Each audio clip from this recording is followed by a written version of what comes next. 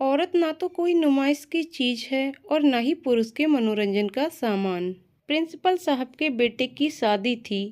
शहर के सबसे आलीशान पैलेस में। क्या जबरदस्त समारोह था।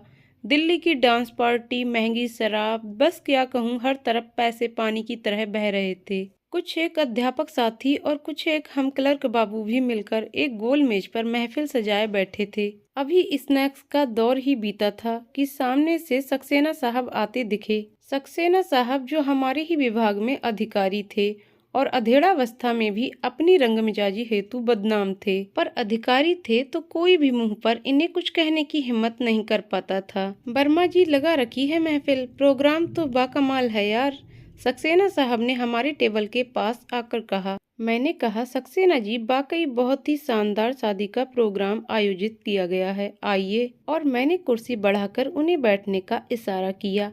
मैंने गिलास आगे किया तो वो बोले, अरे नहीं अशोक बाबू, मैं तो शराब को हाथ तक नहीं लगाता।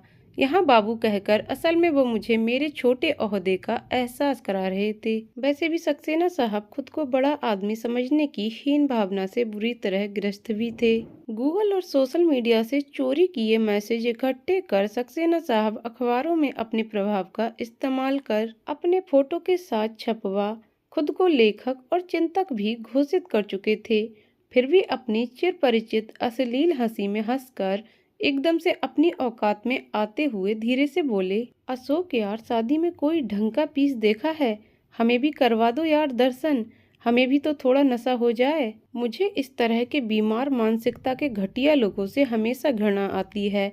मेरा मानना है कि औरत ना तो कोई नुमाइश की चीज है और ना ही पुरुष के मनोरंजन का सामान। मैंने प्लेट में चखना उठाकर मुंह में डाल कुछ सोचकर कहा, सक्सेना साहब, वैसे तो बहुत हैं, पर वो लाल लिबास में जो लड़की चाट खा रही है, आज उससे गजब पीस इस पार्टी में और कोई तो नहीं है। सक्सेना साहब एकदम से लाल पीले होकर मुझ पर भड़कते हुए बोले, क्या बकवास कर रहे हो तुम? तुम्हें पता नहीं, वो मेरी बहन है मालती। तुम जैसे छोटे लोगों की औकात क्या है? तुम्हारे जैसे शराबियों की गंदी निगाहें समाज में बहन बेटियों को सार्वजनिक स्थानों पर असहज करती हैं। मैं तुम्हें देख लूंगा, याद रखना। सक्सेना का सिक्का चलता है। और पता नहीं क्या क्या प्रवचन देते हुए सक्सेना साहब बुरी तरह से नाराज होकर वहां से चले गए। असल में मैं भरी महफिल में सक्सेना साहब और ऐसी घटिया सोच रखने वालों को उनकी असल औकात थी तो दिखाना चाहता था। हालांकि मैं खुद बहन मालती के लिए ऐसा शब्द प्रयोग कर मन से शर्मिंदा था, पर मेरे इस अभिनय के बिना सक्सेना साहब की अक्ल भी तो कहाँ ठिकाने आने वाली थी।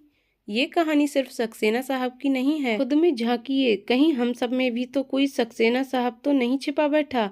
असल में हमारे समाज की ये बड़ी त्रासदी है। हम खुद की बहन माँ बेटी के लिए तो सभी से मान सम्मान की अपेक्षा करते हैं, पर जब वही माँ बेटी बहन किसी दूसरे की हो तो हमारे तौर तरीके क्यों बदल जाते हैं। जब कभी किसी भी सार्वजनिक स्थान, बस, रेल अथवा किसी कार्यक्रम में जहां हमारी कोई पारिवारिक महिला अथवा महिला रिश्तेदार साथ हो तो हम किसी भी परपुरुष से जिस प्रकार के व्यवहार की अपेक्षा करते हैं, आइए प्रण करें हम भी हमेशा वैसा ही व्यवहार करेंगे। नैतिकता व चरित्र की परख हमेशा व्यवहार से होती है, ओहदे या वस्त्रों से नहीं।